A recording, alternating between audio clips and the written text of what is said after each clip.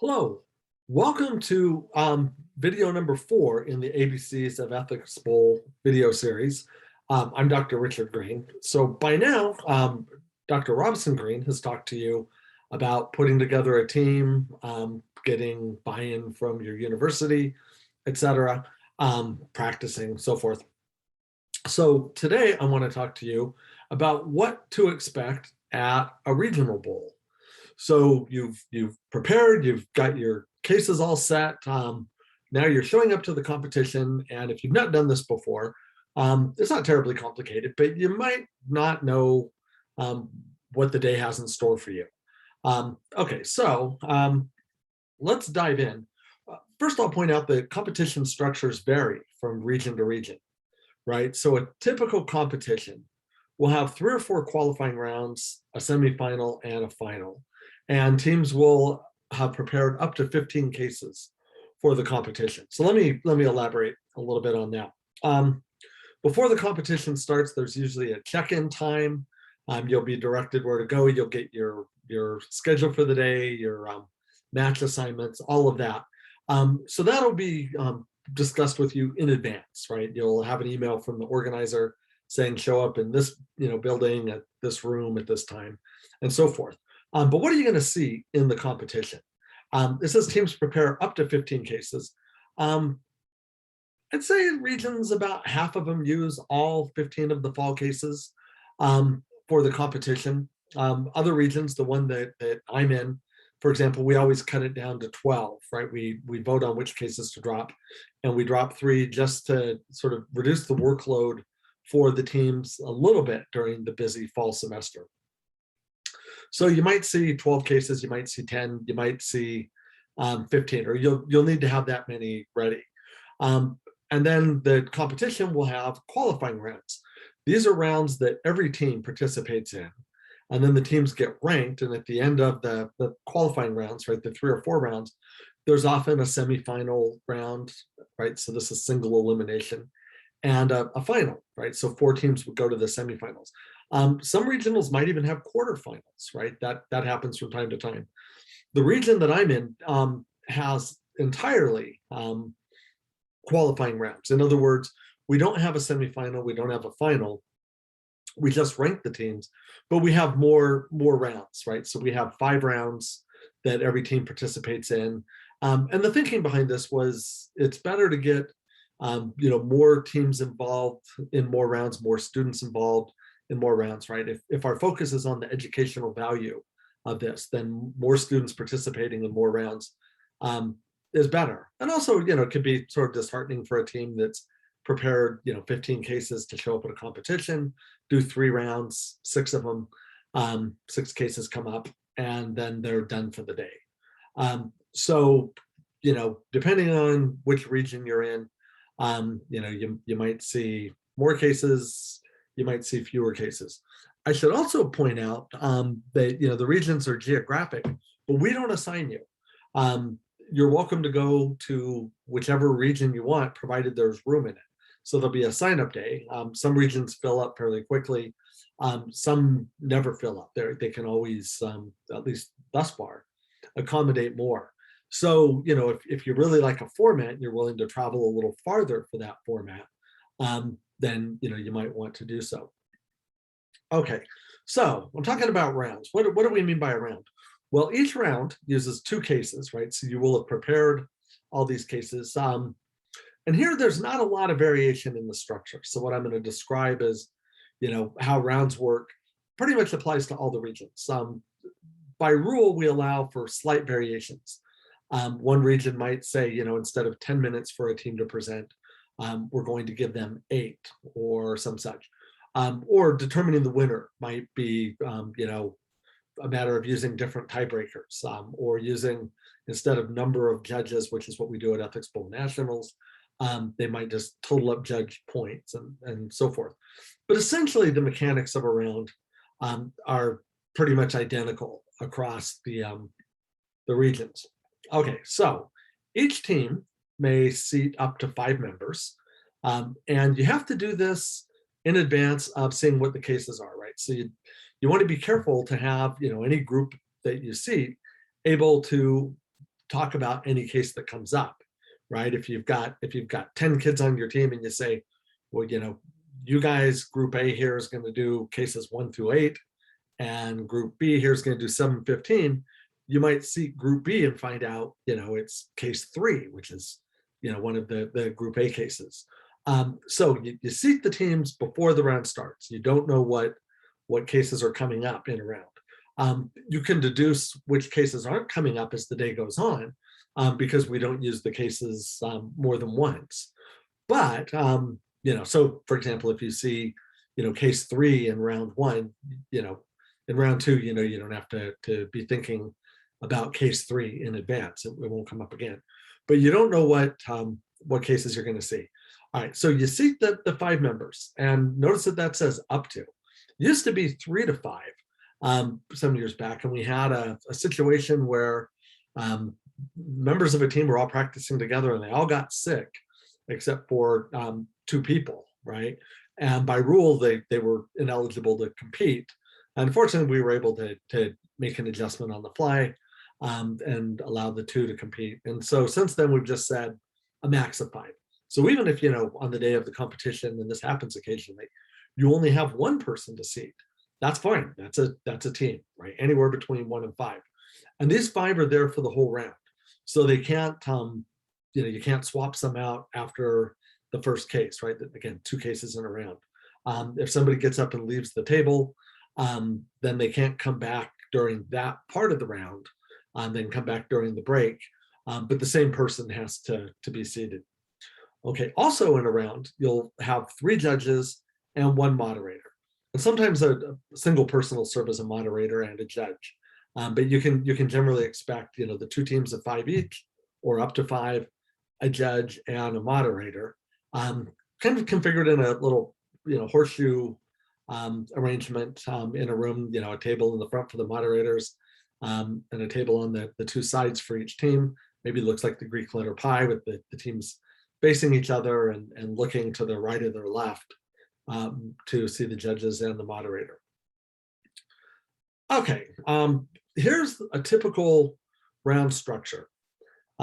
So we start off, the moderator flips the coin to determine which team goes first, right? And so the team that wins the coin toss gets their choice, right? So it's not necessarily that the winner of the coin toss goes first, but rather the team that wins the coin toss can say, we'd like to be team A, which is a team that goes first, or team B, right? Whatever their preference is. I think there's no advantage to being team A or team B, but most teams have an opinion on that. All right, so they like to win the coin toss. All right, once that's established, a case question is revealed. So the moderator will open an envelope. And by the way, no one's seen what's in the envelope except for the organizer of the regional and the people that are part of the case question assignment group. So the moderator doesn't know what question is going to be asked. The judges don't know what question is going to be asked. They don't know what cases are coming up in particular rounds. And of course, the teams don't know this, although part of the preparations, you will have been sort of anticipating certain questions, for certain cases. And most often, I think teams get that right. Okay, so the moderator opens the envelope, reads the question, and it says, team 1, your question is from case 9. Is it morally permissible to blah, blah, blah? They then give a copy of the case question with the case printed on it to each team and 1 to the judges to refer to. Team 1 then gets 2 minutes to prepare. And so they can huddle up. By the way, they can't have notes with them at the competition, but they can have blank paper. So they can take notes during this 2-minute period, right? You don't come in with a script prepared or any cue cards, any notes, anything like that. So, normally during that time, teams will sort of, write out the outline that they have in their mind. They'll remind the person, who's going to be speaking first, what they're going to say. They'll, be divvying up the duties and so forth. Rachel will have covered all of this. Once the 2 minutes are over, they have 10 minutes to respond to the judge's question, right? So this is your main presentation. Once that's over, team 2 then gets 1 minute to prepare. So they're going to huddle up and confer. They're going to whisper. And 5 minutes to comment on Team One's presentation. And I want to stress this. This is a comment, right? We put it on the judge's information as a comment. Sometimes people will refer to this as a rebuttal. This is not a rebuttal. It doesn't need to be a rebuttal. It can be a rebuttal. We're just looking for a thoughtful and detailed conversation. So very often, it's one of the nice things about Ethics Bowl, right? Everyone gets to argue for what they believe. Very often the teams will agree, right? So team two will come in and say, wow, I like team A's position. We're largely in agreement with you, but here's our commentary. We're not sure how you made this part of the case or why you think this moral theory, if you're using a moral theory, gets you this result or so forth. Or it could be, straightforward rebuttal. Boy, everything you said is wrong, and here are the reasons why we think it. It's just a commentary. Commentaries should be critical, but not negative, but not negative, right? It's you totally have your choice to argue for what you believe. So we're looking for a thoughtful conversation, which can involve serious disagreement, mild disagreement, almost total agreement, take the conversation further. Team two has a lot of latitude here, right? But don't think of it as a rebuttal. And we're coaching the judges to not think of it as a rebuttal. It can be a rebuttal, but it needn't be. All right, team one then gets 1 minute to prepare and 5 minutes to respond to team two, right? So normally, team two will have raised a bunch of points and maybe asked some questions. How do you reconcile this with that, and so forth. And then during this time, team one will respond to that. Well, we don't think your criticism works because of this, this, and this. Or you asked us, how do we reconcile these views? Here's why we think they're not incompatible, so forth, right? So they're going to have a response. And again, not a counter rebuttal, just a thoughtful conversation, which can be rebuttal-esque or need not be. Okay, at this point, the judges get 1 minute to prepare and 10 minutes to question team one. They're not questioning team two. They're only questioning the team that did the presenting. And judges' questions come from all over the place, right? They could be on the particulars of team one's argument, or they could take the argument further. Boy, you appealed to this principle. Let's see how far you're willing to go with it. Would you apply it to, in this completely different context? Would you apply it in this completely different context? Sometimes teams get asked about their decision-making process. Sometimes the judges' questions are kind of gotcha questions. Wait a minute, you said, you like this view and you also like this view, and they're mutually, exclusive. But sometimes I would like to better understand your position. Can you clarify? So Bob Ladenson, who is the founder of the Ethics Bowl, used to say that there were no unfair questions, right? Whether those be, moderators' questions or judges' questions. They can come from wherever. Teams should be prepared to talk about the case, and if they get asked to apply their principle to other areas, then they can do that as well. So judges' questions get a little tricky. A good bit of advice is maybe go to YouTube and watch as many Ethics Bowl matches as you can, just to get a kind of flavor for the sorts of things that a judge might ask. Okay, so we've now gone through half a round, right? We've done one case. Here, the moderator will collect all the notes that are written. We'll start with blank pieces of paper, empty table. We're going to reverse the roles and repeat. So they take out another question. They don't again flip the coin, right? We start with number two, but they ask a different question from a different case, right? If the first case our question was from case 9, case 9 is now gone, right? The second one will be from case 14 or whatever. And then that question goes to team 2. And they get 1 minute to prepare, 10 minutes to respond. Team 1 then provides a commentary. Team 2 responds to that commentary. Then judges get 1 minute to prepare and 10 minutes to question team 2. And then at the end, we total things up and announce the winner. Okay, so who is the winner of the match? Normally, right, this is how it works at nationals, and I think most bowls are doing it this way. The team that has the greatest number of judges awarding the win, right? So if, judge one says, I give the win in so many points to team one, and judge two says, well, I give the win in so many points to team two, and judge three says, I give it to team two as well, then team two's the winner because two judges voted for them. Even if, judge two and judge three gave team two very narrow wins, say 1 point each, and judge one thought that team one won by 10 points, right? So team one might have gotten more points, more total points, but the winner of the match is team two because they have the majority of judges declaring them the winner, right? So again, this is how most bowls work, how it works at nationals. But some competitions, some regionals will do total points, right? That's how we used to do it at nationals. And each way has its virtues and its downside. I think we, sometime in the past got sort of tired of, an outlier judge giving a win, when two judges saw it one way, by awarding so many more points to the other team that they couldn't overcome the point differential on the outlier. We thought, well, we should just be casting votes. So that's how we're currently doing it. It's subject to change, of course, but it won't change this year, right? It's not been sent to the rules committee. I